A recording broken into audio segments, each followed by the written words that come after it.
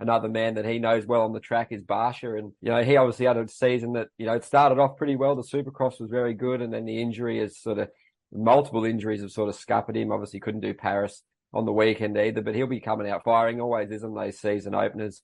And he's just bringing the fun and bringing another big name that can win and podium and who wants to sort of have another really bright start to the year and sort of get that positive direction going again after the pretty rough second half of the year. Do you see Barcia get there? And also Ferrandis, obviously on that Phoenix Honda, that's another wild card thrown in there. Obviously, absolute machine outdoors. Supercross hasn't gone so well when he's moved on to the 450, so lots of nasty crashes last year. Do you see him getting it in there in the mix, or how do you see those guys playing it out? I guess top 5 to top 10 to start with and build from there would probably be the aim for them. Yeah, Barcia's an interesting one for me because I always look at these early races, A1 specifically. There are two different responses that you get from a race like A1. A lot of guys, I don't want to say they shrink, but they just are like, I just got to get through tonight. I got to get some positive points on the board, stay off the ground, and get out of here, right? I don't think that's how Barcia views A1 at all. I don't think he really has or feels any championship pressure. He's very locked into the moment. It's like, hey, I can win this race. Everybody else is like nervous, freaking out.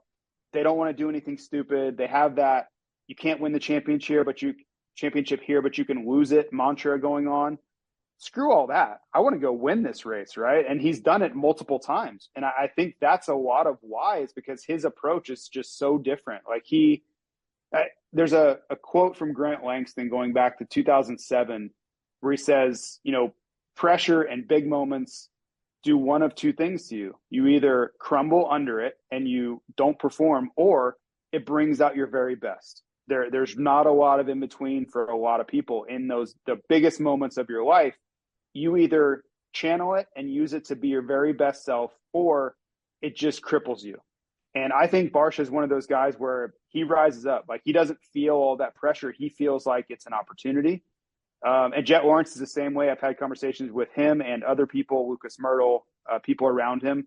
Jet is that person where when the light's the brightest, he's his best. He doesn't feel as nervous about failure. He feels like he wants to be the star of the show, and it really drives his performance. Like Lucas always tells me, like, if there were no fans at the race and it wasn't on TV, he'd probably get 10th because he wouldn't be engaged and he wouldn't care.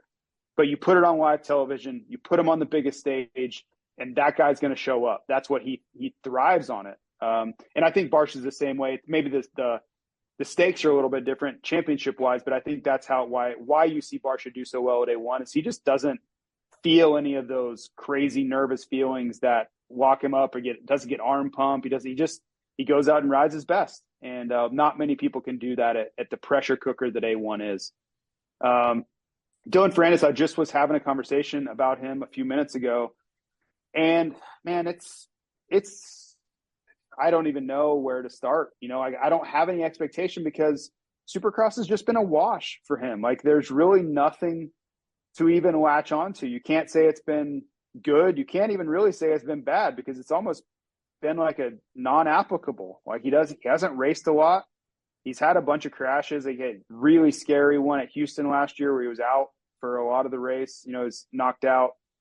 I just hope that he can find a program and a situation where he's happy. I think that's what's missing for him is he didn't look comfortable at all last year. He just struggled with the bike, struggled with the team, struggled with everything, seemingly all summer.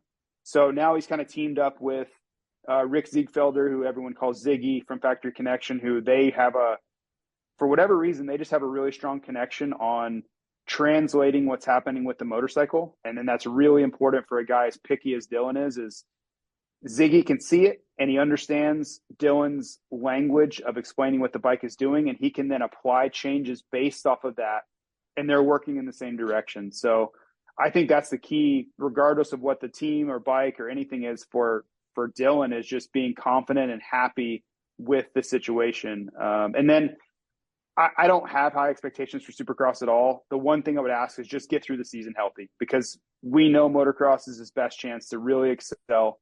And he hasn't come into a motocross season fully prepared and ready to go, really, I would say, since 2021. So he kind of needs to get back to that level where He's not worried about injuries.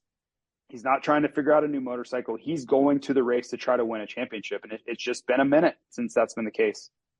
Yeah, that's a great point on Ferrandis. Obviously, he's one of those guys that's sort of all in. He doesn't like settling for second. He just wants to win. So it'll be sort of a strange thing to see him maybe try and lower his expectations and still try and get the most out of himself, because he's a sort of a fighter, a real fierce competitor. And on your topic of Barcia as well, obviously having someone like him had so much buzz elevates what's going to go around at A1. And another guy that sort of intimidates others, always keeps guys honest, looking over their shoulder. And like you see, he doesn't really care. He just cares about him and what he's doing on the track at that time. So always awesome to have him out there.